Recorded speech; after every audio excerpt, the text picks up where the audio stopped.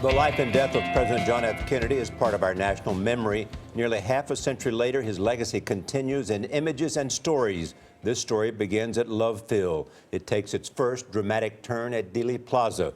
We're seeing it through the eyes of an eyewitness. He captured some of JFK's last moments and the traumatic weekend that followed. Anna Werner is in downtown Dallas for a story you'll see only on CBS This Morning. Anna, good morning.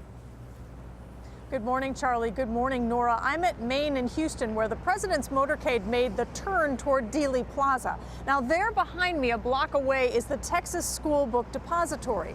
The seventh car back in the motorcade that day was an open convertible for the press, including a young photographer who that morning thought he was on an important but standard assignment. Do you remember what your goal was? Well, to come back with the best bunch of pictures I could get.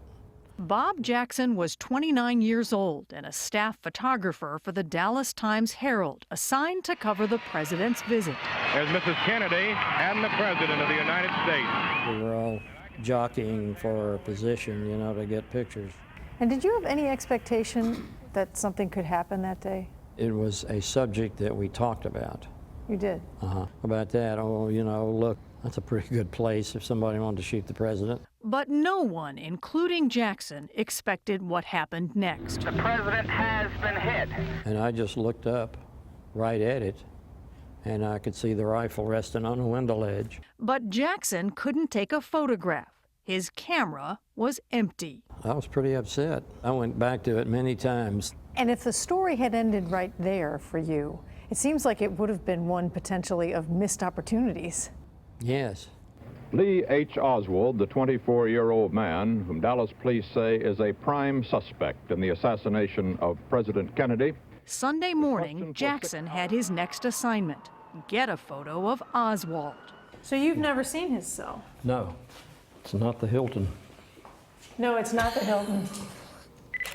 They told us we're going to bring him down in about 5 minutes.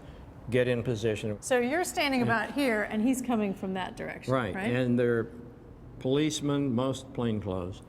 Jackson would have one chance to capture Oswald on the move. His flash would go off only once. I knew it wouldn't recycle for maybe 4 to 6 seconds, so I wouldn't be able to shoot a next frame. It's a long time today. Oh, gosh, yeah, especially in that scene. When Ruby stepped out of the crowd, my first thought was just, he's going to block my view. This is the basement. He fired and I punched the button. And that's a scuffle on the basement floor. It seems to concern photographers. He has been shot. Oswald has been shot. It was bedlam. When you got back to the paper, were you worried? Well, yeah, I was kind of nervous, I guess. Did I shoot too soon? We put the negative in the enlarger. Carried the wet print out to the newsroom. Well, everybody was pretty excited. Jackson had captured the moment Jack Ruby's bullet entered Oswald's body, firing his shutter 0.6 of a second after his competitor snapped his shot. They said, how does it feel to win the Pulitzer? And I said, don't talk about it. It'll never happen if you keep saying that. But it did. But it did. Jackson won the 1964 Pulitzer Prize for a picture that now belongs to history. His camera sits alongside it in the 6th floor museum in Dallas. For all the questions around the Kennedy assassination, at least with your photo, there's no doubt of what happened to Oswald. But it doesn't answer the question of why. Why did Ruby shoot Oswald? That's the question everyone wants to answer. But if you're wondering about the question of why Bob didn't have film in his camera when they came through Dealey Plaza, it's because that was the old days. When your roll was filled, you had to hand it off to somebody, and he had just done that, handing it off to somebody here on the sidewalk. And for the moment, that crucial moment, his camera was empty. Charlie and Nora, back to you. You know, in both those instances, the shot that he missed and the shot that he got were instances of just incredible timing. Exactly. Yeah. Incredible timing. I know. And to have such a big miss and then such a big right place, right time. Different now with memory cards and, you know, cameras everywhere.